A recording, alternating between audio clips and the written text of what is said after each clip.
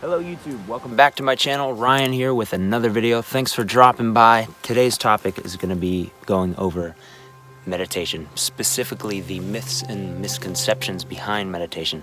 Now this is a topic that on the surface looks as simple as about paying attention to your own breath, though the more deeply we look, the more mysterious and deeper it becomes. So stick around, I'm going to be going over the top myths and misconceptions behind meditation. Now, one disclaimer I want to give real quick is that no, I am not a licensed or official meditation teacher. This is just going off purely what I've read and what I've experienced myself and heard from other meditation and spiritual teachers themselves. So, just like anything, take what I say with a grain of salt, and hopefully you'll learn something and get a lot out of this video. Cheers. So, meditation. Now what is it? Well, we do know that meditation has been used as a primary and fundamental practice for discovering the self, to become enlightened, so to speak. But it's also been used as a highly therapeutic, physically and mentally beneficial technique. Dating back thousands of years ago, meditation has been used by countless realized beings like Jesus and the Buddha himself, dating up to current day where you see your average everyday person using it just to simply stay calm in the hectic world that we live in today. To give you guys a little bit more context into meditation and what it's all about, I want you guys to take a look at this moon right here. Now this moon represents your mind. Bear with me here. Now, imagine this being your mind. This spot right here of this moon is your conditioning, your ideas, your beliefs, and everything that you know to be true. All of your experiences, and basically your life in a nutshell, according to your mind. Now after meditating for a few weeks, you begin to zoom out, and you're able to see that much more clearly about your mind and everything that it has to offer, and everything that's hiding inside of it. A year later, you're able to see pretty much the whole moon itself, aka your mind.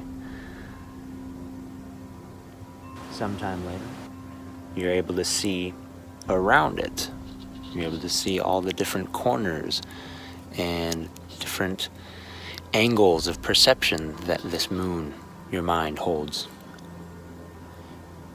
And after some more time of meditating, you're able to see outside of your mind. Now this is a great analogy for meditation because meditation itself, what it does so flawlessly, if approached correctly, gives us the opportunity to see our ideas and perceptions for what they truly are, simply just ideas and perceptions. Not only that, but we're able to from there let go of unneeded and unnecessary ideas and outlooks that might be negatively affecting our lives, when we might not even have any idea that it's doing it in the first place. So once we're able to see life more clearly, that's when we're able to look at life through a lens that is more empathetic, patient, and compassionate. So that brings us to myth number 1. Meditation is not simply just about paying attention to the breath. So while paying attention to your breath is a powerful tool for calming the mind and alleviating symptoms of depression and anxiety, this really is just the beginning of your journey if you've decided to step onto the meditation train. Now, meditation in and of itself is more than just a practice, really. It's a lifestyle. There are many ways to practice meditation, but know that mindful breathing is really just the tip of the iceberg here. Now, let's move over to myth number 2. The purpose of meditation is not to clear your mind of all thoughts. This is the most common misconception that I hear from people when I'm talking to them about meditation. We sadly live in a time of extreme impatience and overstimulation. We all want to reach that permanent state of bliss while simultaneously refusing to put down our devices and our other vices that keep our minds so busy in the first place. So, let's all admit that our first couple times of meditating probably went a little bit something like this. Okay, all right, meditating. Clear the mind. Think no thoughts. Oh my God, are you serious? Has it only been a minute? I'm hungry. why can't I just sit like all the other gurus that do this? Maybe enlightenment just isn't for me. You know what? I give up. Peace out. First off, of course, when you first start meditating, you're going to start off this way. It's called a practice for a reason.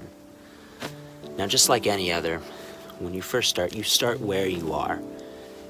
As soon as you're able to let go of your need to clear your mind and become happy, ironically, only then is when you're able to become more clear-headed and happy. Now, the good news is, unlike sports or music or any other practice, there is really no measurable skill level. That's why it's so personal, it's just you, your thoughts, and your state of being. So that's why, in its nature, it's a very personal practice. All right, myth number 3 is that you do not have to be in the most quiet or peaceful setting to meditate correctly. So a few years ago when I started meditating, I used to think that I had to be in the most Zen-like setting or the most dark lit room with candles and perhaps a quiet, atmospheric soundtrack playing in the background. But some of you might have heard of the technique called walking meditation. So this is more of a meditation technique that is based on general mindfulness. First and foremost, it's one that is typically used in the form of walking, though it can be used throughout really any situation you find yourself in. While walking in the forest, sitting at a bus stop waiting for your bus to show up, walking through a shopping mall surrounded by people, or even while stuck in an unavoidable and uncomfortable circumstance like a conflict or an argument. So for me personally, once I was able to figure out that I could stay peaceful and calm in some of the busiest environments, that's when I started to challenge myself by attempting to remain present and focused. Think about it this way. The more you have going on, the more of a challenge it is to stay present and focused. But that's really, at the end of the day, what we're trying to come to, is it not? So remember that next time you sit down and you're trying to meditate and become calm and thoughtless, the more thoughts you have, the more you have to work with. The more noise that's going on up in here, the more uneasy you feel, the more you have to be mindful about. So really be grateful for the level that you're at and just keep going. Keep walking the path and you'll slowly and naturally become more calm and present, not only in your meditation practice, but really in your everyday life and whatever situation you might be finding yourself in. And myth number 4, meditation isn't simply for religious or spiritual people. Now, years ago, before I ever started meditating, I used to believe that meditation was simply for religious people or spiritual wingnuts, as the stigma tended to lead me to believe. But if you go online right now, just type in successful people that meditate, you'd be surprised at the amount of people who have nothing to do with any religion or don't have any spiritual views that meditate on a daily basis. What's so cool is we have entered this age where we've miraculously now seeing meditation being a household term. And really even scientists are beginning to see just how powerful meditation can be for literally anybody. Okay, last but not least, myth number 5. Meditation is not the only way to have powerful spiritual experiences. Now, I'll be honest, just like most people, one of the things that attracted me to meditation in the first place was, aside from its healing benefits, was its surefire notion that I was going to have profound spiritual experiences down the road. While I will say that starting my meditation journey was the catalyst for a handful of really powerful, eye-opening moments in my life, most of the profound experiences that I've had have been from remaining open and curious in my everyday life. So if you're desperately searching for that groundbreaking moment that's going to change your life forever and make you enlightened and a peaceful being of consciousness, and you're sitting on your meditation desperately waiting for it and you still haven't found that moment, Maybe it's time to let go of that desire and try something new. Let go of your desire and experience the only moment that ever is. Well, now.